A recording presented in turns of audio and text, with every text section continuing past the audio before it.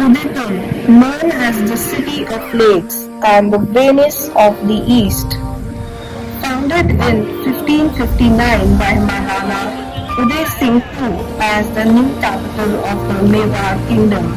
The city has witnessed the rule of 76 generations of Sisodia Rajputs. It's famous for royal architecture, interconnected lakes, and rich heritage. But how do you get there from Chandigarh?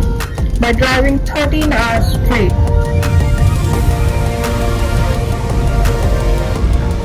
We started at 4 a.m. without sleeping the night before, taking turns driving. No advance hotel bookings were made. The plan was to wing it.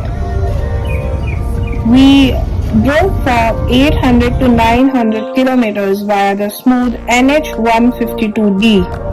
The road conditions were generally good with scenic views of lush Haryana fields, though we hit a stretch covered in bugs and dealt with the usual highway hazard of stray cattle.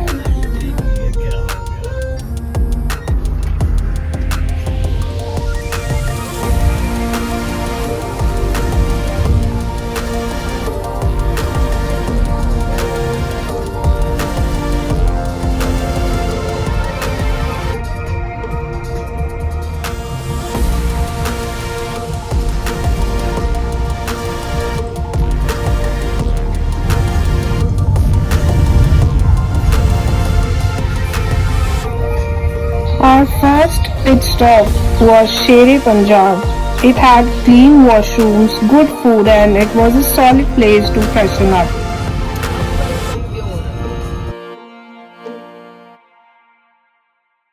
I'm also creating a full road trip vlog of this trip, and I will link it in the description box. Slowly, the flat Haryana plains gave way to the rolling hills of the Aravalli range, and the vegetation completely transformed.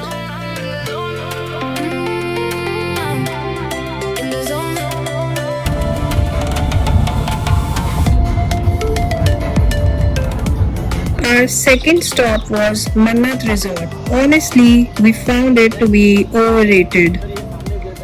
It was a grand aesthetic attempt, but there was unprofessional staff, poorly maintained washrooms, and the food was mediocre.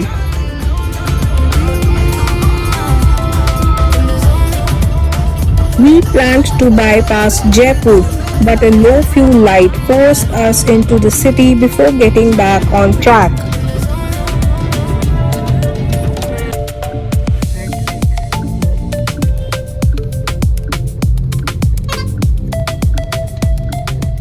Our third stop was Sri Blessing Restaurant. The tea and coffee were decent, the sandwiches were nice, but the disappointing washrooms were a letdown. Finding a good place to pause on this stretch was tougher than expected. Then came the hotel hunt, which turned into a headache. Even branded properties like the Fern felt heavily dated and desperately in need of renovation. Secure car parking was hard to find, which narrowed down our options instantly. After hours of driving and hunting, we finally checked into Howard Johnson by Wyndham out of sheer exhaustion, only to find it felt more like a non-branded budget stay. I have made a separate vlog for that hotel's review. You can find the link in the description. Exhausted and starving, we headed straight to the famous Sukhadia Circle food market. Honestly, skip it if you can. It was overwhelmingly crowded. The food items we tried were nothing special, and shopkeepers were rude, insisting we had to buy from them if we used their chairs. Worse, a couple of waiters inappropriately touched me and my mother, completely ruining our mood. We quickly left and took a cab toward a famous ghat, but the driver dropped us way too far. claiming cars weren't allowed, even though other cars passed us easily. Walking up to Lake Pichola was shocking. There was a lot of litter right inside the water, coupled with the heavy crowds and strange atmosphere from Muharram processions. We were pretty overwhelmed on night one. Next morning, we checked into a better hotel, hopped in a cab, and made our way to our first major stop, City Palace. We took a buggy in. Since we skipped breakfast, we tried some street food items inside the complex. Some dishes were surprisingly great. The property is well maintained, but it felt a bit claustrophobic. We skipped the main museum because it was overwhelmingly crowded, and another visitor was even having a panic attack due to poor ventilation. Exiting through the market side, we visited Jagdish Temple. It's small but features stunning stone carvings and easy access stairs, though the inner sanctum was temporarily closed when we arrived. We grabbed some amazing street food in the old city market before heading back into the palace complex.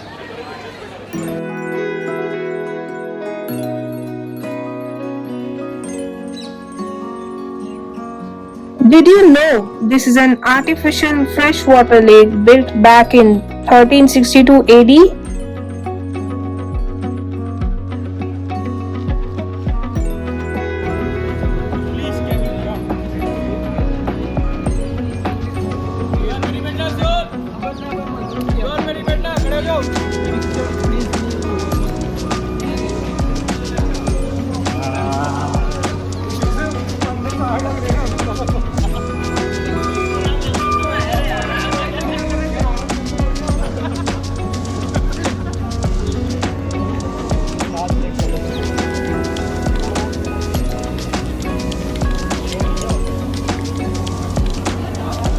Walking toward the boat docks, we passed massive jamun trees covered in hanging bats, a wild sight. We booked slightly pricier tickets for the sunset slot of the Lake Pichola boat ride, and it was worth every penny.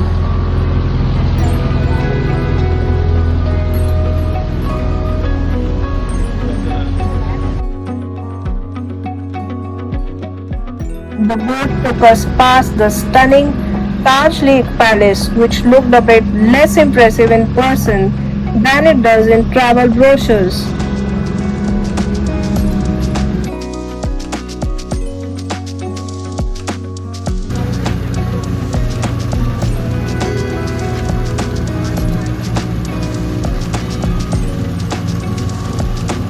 And Gangor Ghat.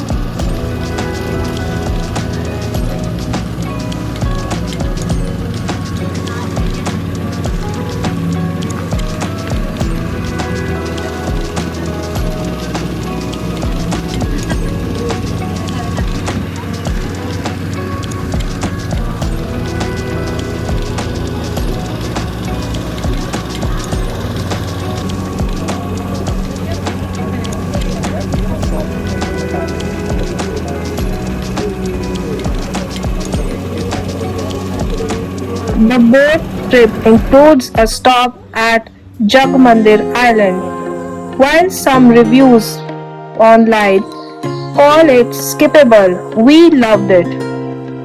Pro tip: when everyone crowds the front side of the island, head straight to the back. It's quieter, has better views, lovely gardens, and features affordable food options. Just make sure to check the timings. The boat ride back was unforgettable. The sky turned pink. Thousands of bats filled the air, and the city lights started twinkling across the water. A note for vegans: if you're plant-based, Udaipur can be a bit of a challenge. Desi ghee is used in almost everything, making it hard to find completely dairy-free options on short notice. Our second stay was at Grand Continent. It was a much better hotel. Modern vibe, great terrace views, and decent breakfast ambience. Plus, it has a mall-like basement parking garage, which was a huge relief.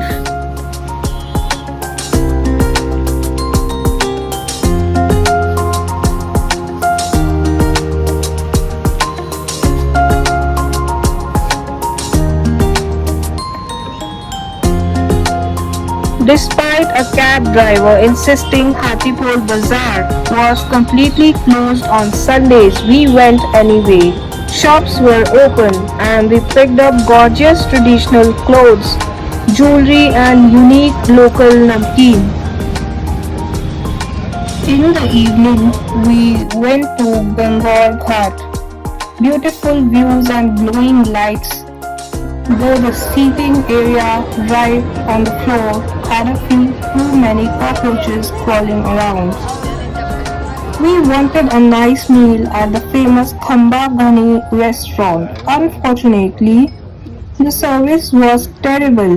The staff only focused on one large table, and we ordered the Rajasthani khichdi, which was severely undercooked and felt like a joke for the price. When we complained, the staff basically shrugged it off. Uchi Dukan, Fika Pakwan at its finest. After a chaotic, beautiful and sometimes frustrating few days, we packed up, checked out and started our drive back home to Chandigarh. Despite the tourist traps, pushy cab drivers and food hiccups, Udaipur is genuinely a gorgeous destination and totally worth a visit. Just plan your bookings and transport wisely. If you enjoyed this vlog, make sure to like, subscribe and check the description for the hotel reviews and road trip guides. Thanks for watching.